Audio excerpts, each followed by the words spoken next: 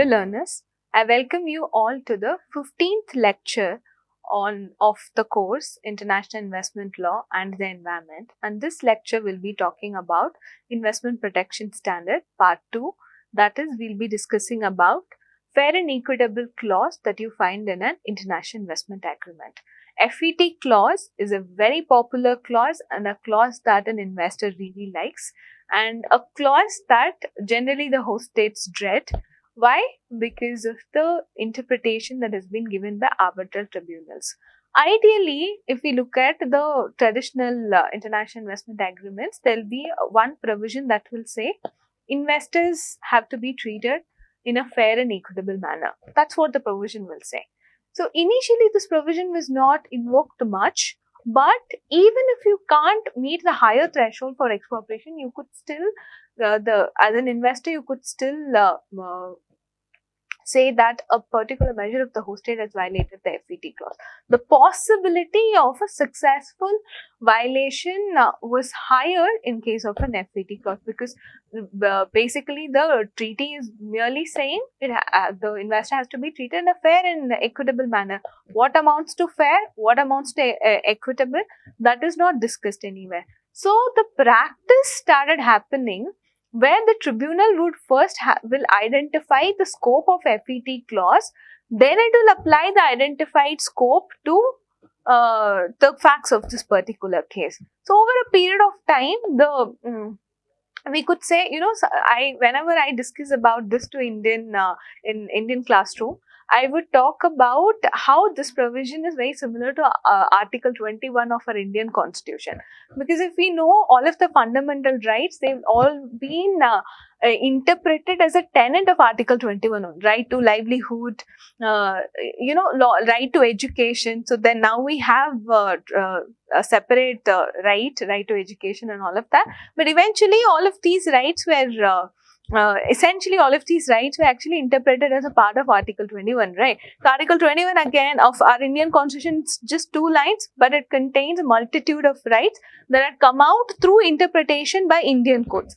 Similarly, FET clause also a very small provision, probably 1-line provision, but there were many awards which stated that this particular aspect of the host state's measure is violative of FET clause. So, a number of tenets started coming up when it comes to FET clause: lack of transparency, lack of due process, legitimate expectations of the investor, denial of justice, and arbitrary, unjustifiable, unreasonable measures of the host state. All of these started were considered to be a violation of fair and equitable treatment clause. Now the matter started, as in when the arbitral tribunal started interpreting FET clause in a much more broader way, then the host states started contesting the scope of FET clause.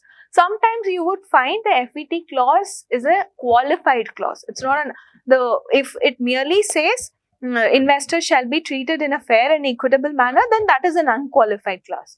Sometimes there were qualifications added to this provision, and one example of one qualification is FET, fair and equitable manner in accordance with international law. That is again one qualifier. Sometimes you may have a higher threshold: fair and equitable treatment in accordance with customary international laws minimum standard of treatment.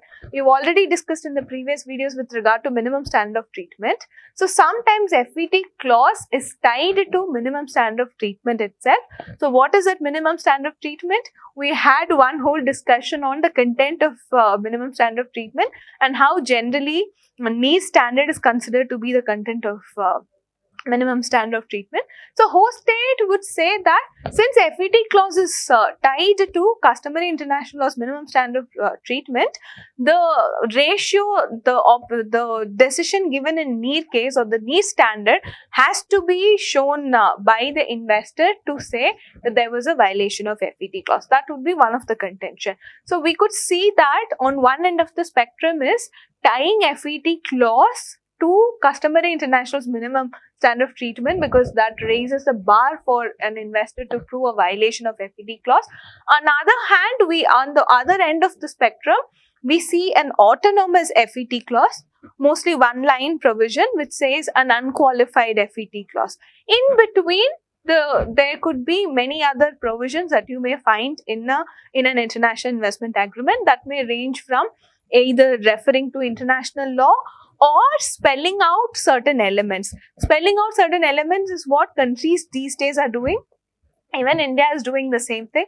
If we look at Model India BIT, we have again taken an approach where we have spelled out what are the arbitrariness, non-discriminatoriness, and all these elements have been spelled out. There are some scholars who question that India has not given fair and equitable treatment under Model India BIT. I won't agree to it, because even in the context of NAFTA, when US came out, when the Free Trade Commission, US, Canada, Mexico, all three countries together, came out with an interpretation saying that the FET clause, which is Article 1105, is actually tied to Customary International's minimum standard of treatment. We do see arbitral tribunals referring to this particular provision as FET provision in many awards.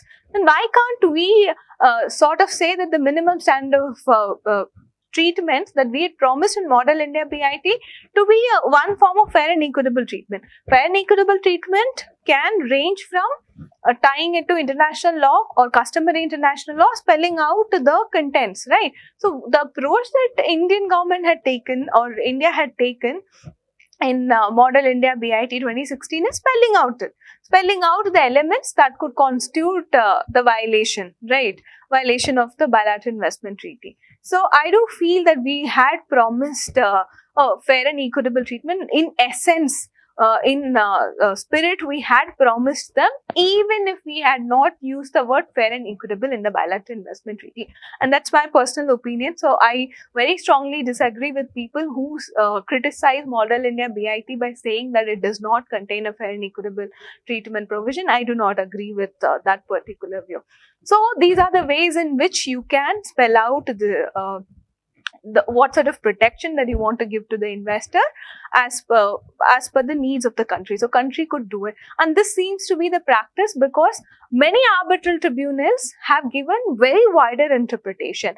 Metalclad had stated that violation of transparency provision of NAFTA amounts to violation of FET clause. ST Meyer stated that violation of national treatment amounts to violation of FET clause, but to be very fair to ST Meyer's tribunal, they didn't say in all cases that will happen, but on the facts of that particular case, that they stated also amounted to violation of Article 1105.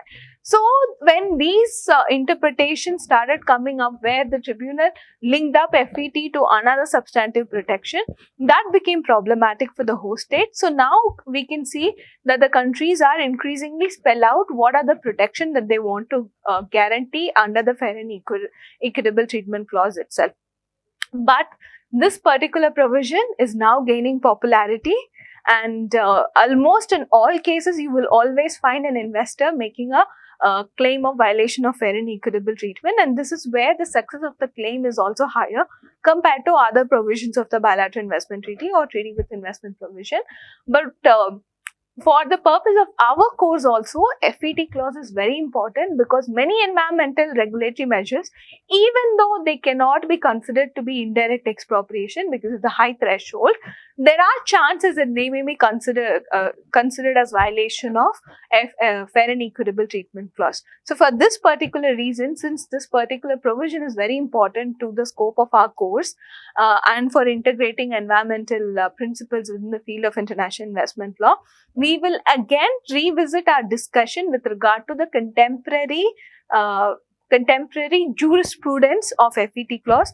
With many interpretation by arbitral tribunals, we have a wealth of jurisprudence, and that is something we will discuss in detail in 52nd lecture of this particular course. In the 52nd lecture, after talking about standard of review, I will also talk about how FET are used for finding a violation of how FET violations are easily found in case of an international, in case of environmental regulatory measures. So we will continue our discussion of the point that we raised in this lecture in 52nd lecture. So with that, I conclude the 15th lecture. In the next lecture, we will look at one more investment protection standard, that is full protection and security. And we will discuss that in little more detail in the next lecture. Thank you.